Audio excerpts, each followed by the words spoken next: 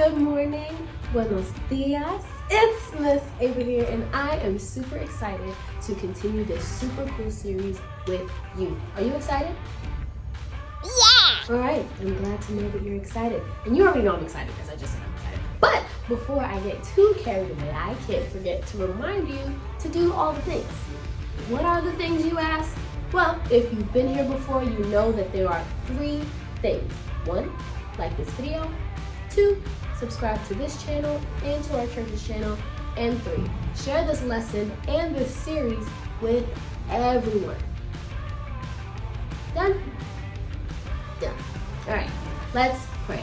Father, we thank you so much for being our Father and for being a good God and for being so loving and kind and amazing. And Father, I pray that as we learn about your power and learn about your goodness today, we would just be reminded that you are really good and that you are a God who's worthy to be trusted and to be loved and to be honored in everything that we do. In Jesus' name, amen.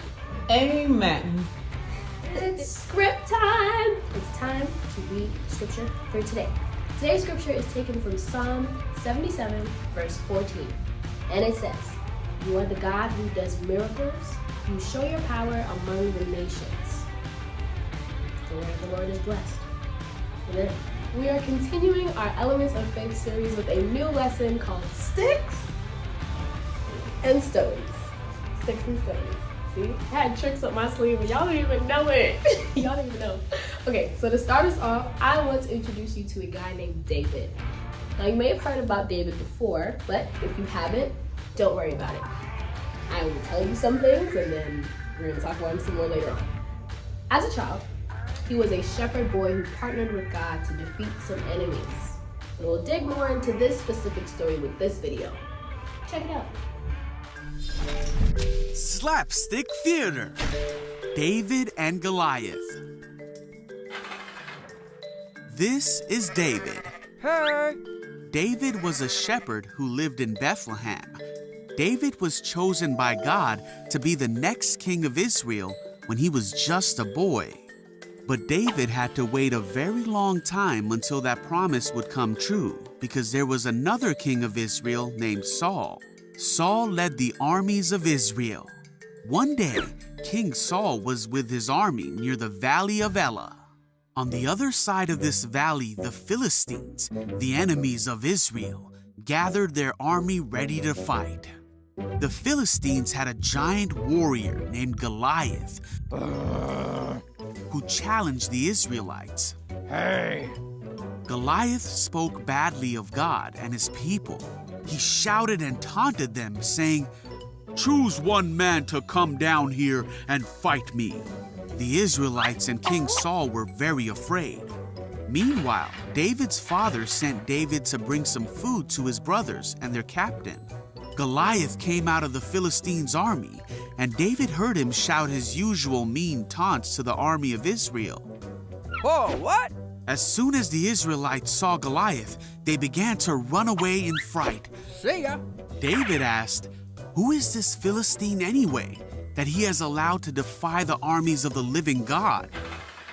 David's questions were reported to King Saul, and the king sent for him. Hi! David said, "Don't worry about this Philistine. I'll go fight him." Saul said, "There's no way you can fight him and win. You're only a boy." Wait! But David told Saul that he had taken care of his father's sheep and rescued them from lions and bears. Then David declared, "The Lord who rescued me from the claws of the lion and bear will rescue me from this Philistine." So Saul said, "All right, go ahead and may the Lord be with you." David picked up 5 smooth stones from a stream. Then, armed only with his shepherd's staff and sling, he started across the valley to fight Goliath. When Goliath saw him coming, he sneered at him and yelled bad things at David. But David said, "You come to me with a sword, spear, and javelin, but I come to you in the name of the Lord of heaven's armies." Goliath moved closer to attack, and David quickly ran out to meet him. He hurled a stone from his sling and hit Goliath in the forehead. The stone sank in, and Goliath stumbled and fell to the ground. So David triumphed over the Philistine with only a sling and a stone, for he had no sword. But he knew the power of God and trusted God to win the battle against the giant.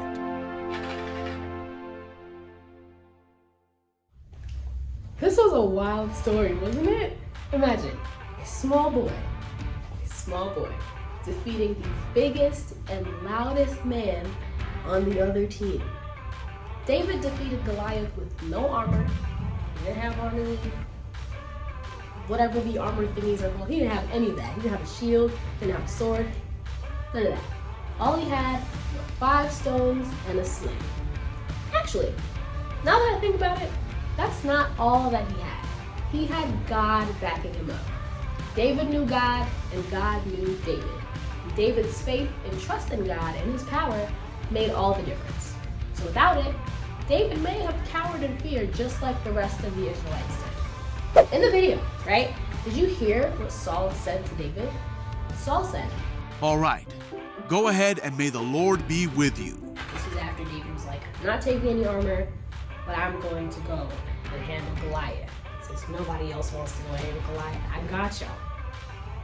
And the Lord was definitely with David because a slingshot and stones alone would not be a match to defeat a giant. The true power was not even in the sling. What am I trying to say to you today? The true power was not in the sling. It wasn't in any of the 5 stones, and it wasn't in David's aim. It was, and it always will be, in God. What I want to encourage you all to remember is that God is stronger than any challenge that we face. Yes, I said any challenge, so whatever challenge you may have just thought about that you thought God couldn't handle, God is stronger than that, I promise. There's really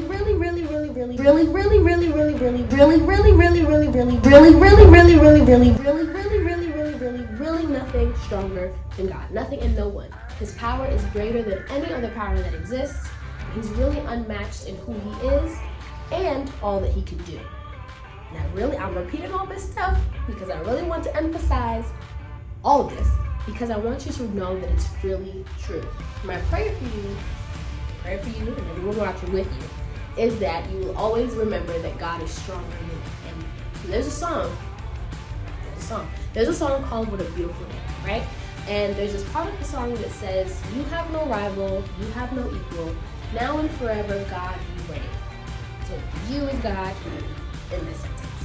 And I want to focus on the first part. It says, "You have no rival." What is a rival? In a simple definition, a rival is a person or a thing that's in competition with another person or thing to be the best in that field or in that area. So, for example, David and Goliath were fighting on rival armies. So Philistines and Israelites were battling, so they were rivals. But if God has no rival, that means that there's nothing that can stand against him because no one can be compared to him in his field of being God. All right. So, as God was with David, David was now fighting with the God who has no rival, making Goliath no match for the power of God. God is stronger than any challenge you face. And to everyone else around, it may have seemed like David didn't have much. It may have seemed like he was just this little wee lad, small boy, who was just trying to show off. That may have been what he was looking like. But he had faith and trust in the power of God and who God is and who God was to him. And honestly, faith and trust in God's power is much. It's more than enough. And because David knew the God he served, he understood that his slingshot and his stones and himself were only a vessel. They were only vessels for God to show his power to the Philistines and to the Israelites that were scared. Hello? You serve God. Why are you afraid? That's another story for another day. Now it is time for our key takeaways. Key takeaway number 1, God is stronger. Now that sounds like an unfinished sentence, but it's not. God is stronger, period. And he's stronger than everything and everybody. Okay? Okay. Key takeaway number 2, keep your faith. Had David let go of his faith in God when everybody was doubting that he would be able to defeat Goliath, It would have been a really sad situation because he probably would not have been able to defeat Goliath if he didn't have the faith. But he kept his faith and he was able to defeat the giant. Key takeaway number 3. Our final key takeaway for the day. The third one. Trust God's power. Trust God's power. David knew. I'm pretty sure David knew that it wouldn't have been his strength or his ability to be like, boom, I got this slingshot. I know how to use this slingshot because I use it all the time. I doubt that that's really what David had confidence in and what David knew would help him win the victory. I'm pretty sure that David knew that all he had to do was keep his faith and trust in God's power. So I encourage you to do the same thing. Trust God's power and know that he is stronger. He's stronger. And he's raising your faith now because this story was good to you, wasn't it? It really was. I promise you, but it's good. And yeah, trust him. He's a good God and he's worthy of the trust. And he's never gonna let you down.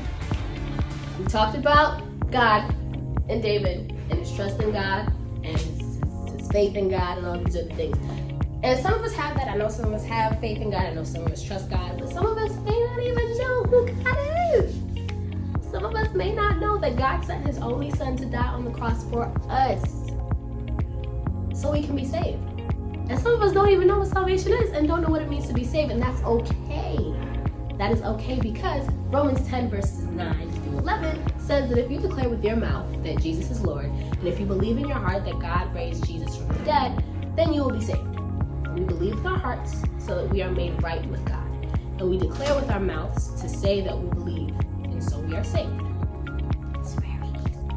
As the scripture says, anyone who trusts in him will never be disappointed. It's really that simple. All you have to do is declare with your mouth that Jesus is Lord and believe in your heart that God raised Jesus from death. And welcome to the family. That's really it. It's that simple. So, if you just made this decision to give your life to Jesus and you decide to receive salvation, that's beautiful. Welcome to the family. Congratulations. I love you. And because I love you, I want you to be connected. So if you desire to connect with this ministry, Fresh Start and FreshFuture, that's where we are. You can send us an email at freshfuture@thefreshstartny.org. Run it back one more time. freshfuture@thefreshstartny.org. I love you all. I'm always super happy to be your teacher, and I'll see you next time. Bye. Fresh Future, let's pray. I am a king's kid. I am called by God to do good works. The Word guides me and Holy Spirit teaches me. I will love God's people. I will be a disciple. I will make disciples. I will do your will. Send me, I'll go. In Jesus' name we pray. Amen.